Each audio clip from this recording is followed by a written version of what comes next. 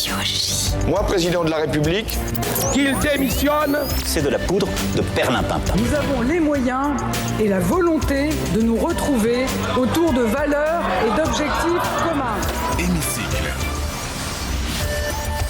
Hémicycle, la chronique politique de ce grand journal. Bonjour Laetitia Krupa. Bonjour Steve, bonjour à tous. Et merci de nous rejoindre comme tous les mardis. Vous êtes journaliste à France Info et Public Sénat. Focus avec vous cet après-midi, Laetitia, sur la mauvaise passe que traverse le Parti des Républicains. Oui Steve, on peut même parler carrément de panade pour les LR en ce moment.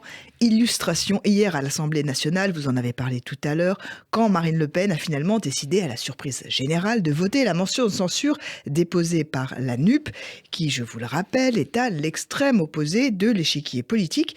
Écoutons la présidente du groupe RN à l'Assemblée nationale. Le groupe que j'ai l'honneur de présider votera également la motion de censure présentée en des termes acceptables de l'autre côté de l'hémicycle. Au Rassemblement national, nous ne craignons pas les menaces de dissolution. Nos places ne nous apportent pas. C'est ce qu'on appelle, Steve, la jonction des pôles, qui jusqu'à maintenant était surtout une théorie de politologue, mais qui s'était quand même concrétisée déjà dans les élections ou dans des mouvements sociaux. Récemment, le mouvement des Gilets jaunes, et plus en amont, dans le mouvement de contestation pour le référendum sur le traité de Maastricht. Mais jusqu'à là, c'est vrai que cette jonction des pôles restait remarquable, surtout aux yeux avertis et aux experts. Et bien là, nous y sommes. Marine Le Pen s'associe à la NUP et vous avez remarqué qui elle vise dans sa prise de parole. Les Républicains. Et oui, quand elle dit qu'elle n'a pas peur, elle, d'une dissolution qui adviendrait si une motion de censure passait avec 289 voix et donc renverserait le gouvernement et provoquerait de nouvelles élections législatives, elle, Marine Le Pen, sous-entend que ce sont les députés LR qui auraient le plus à craindre, car il y aurait certainement des perditions dans ce camp qui, je le rappelle, ne compte plus que 62 députés à l'Assemblée nationale. Ce à quoi les Républicains XC ont immédiatement répondu. Évidemment impossible, alors qu'ils sont à quelques semaines de l'élection de leur chef, de laisser passer de telles critiques.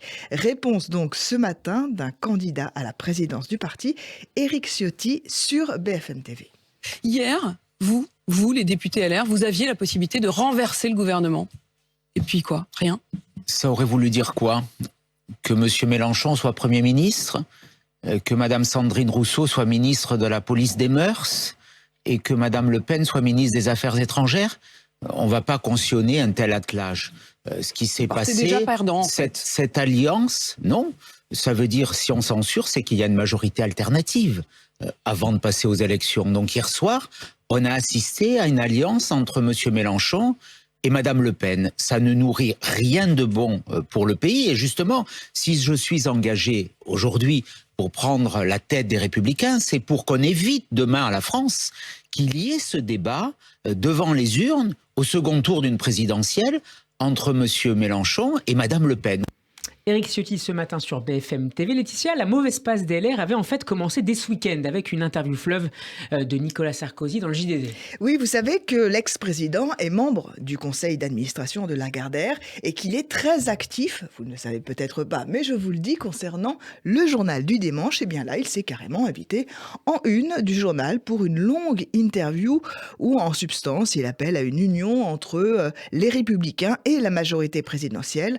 Ce matin, je ne sais pas si vous l'avez vu, Steve, oui. Le journal Libération consacre sa une à ce mini-événement politico-médiatique avec un titre « L'emmerdeur ». Alors c'est vertical et sur la photo, d'un côté, on a Nicolas Sarkozy et de l'autre côté, les trois candidats à la présidence, les Républicains. Et là encore, réaction du côté LR. Et oui, dans toutes les interviews de membres de LR en radio ou en télé, ce sujet délicat a bien sûr été abordé.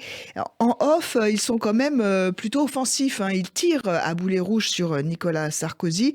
Et en in, ils sont plus polissés, on va dire. Quoique, Bruno Retailleau, chef de file des sénateurs LR, était ce matin sur France Info et il a carrément accusé Nicolas Sarkozy d'avoir vidé le réservoir de militants. Écoutez. Vous avez vu la une de Libération ce matin, Bruno Retailleau? Non. Vous êtes en photo, vous, avec les deux autres concurrents pour la présidence des Républicains. Et de l'autre côté de la une de Libé, Nicolas Sarkozy, avec ce titre, en gros, l'emmerdeur. Non, mais Nicolas Sarkozy, il a sa liberté. Moi, je vous emmerde. Non, mais non, je trouve que non, c'est bienvenu. Je pense que c'est une clarification. Et je pense que si tant de Français nous ont quittés, vous vous rendez compte qu'on a perdu 10 millions d'électeurs entre 2007 et aujourd'hui. 10 millions. Pourquoi sont-ils partis? Parce qu'ils n'ont rien compris? Parce qu'on a tout fait de bien? Non, il faudra qu'on fasse l'inventaire, évidemment. Et s'ils sont partis, c'est parce qu'on les a déçus. Et je pense que le moment est venu, y compris dans notre famille politique, de trancher cette question. Non, nous ne sommes pas macro-compatibles. Voilà, méga ambiance dans le camp LR, qui toutefois n'a pas osé tirer sur l'ambulance Sarkozy, empêtrée dans plusieurs affaires judiciaires et déjà condamné à des peines de prison, notamment dans l'affaire des écoutes.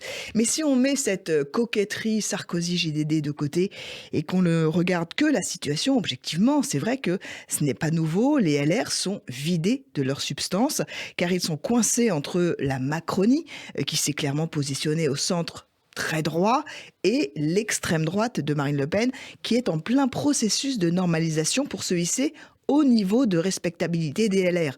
Pour garder la face, Éric Ciotti dit que le groupe pourra à l'Assemblée lui aussi proposer une motion de censure, mais la réalité politique est plus cruelle. Et le risque pour le parti des Républicains, c'est de se faire happer à la fois par la majorité présidentielle et par l'extrême droite. LR pourrait être en voie de disparition ou de lepénisation. C'est ce qui rappelle l'union des droites prônée par un certain Éric Zemmour. Merci Laetitia Creux d'avoir été avec nous. On peut réécouter votre chronique en podcast sur radioj.fr et en vidéo sur notre page YouTube. Nous serons demain en compagnie de David Roudel, justement, du JDD. À mardi prochain. À mardi prochain.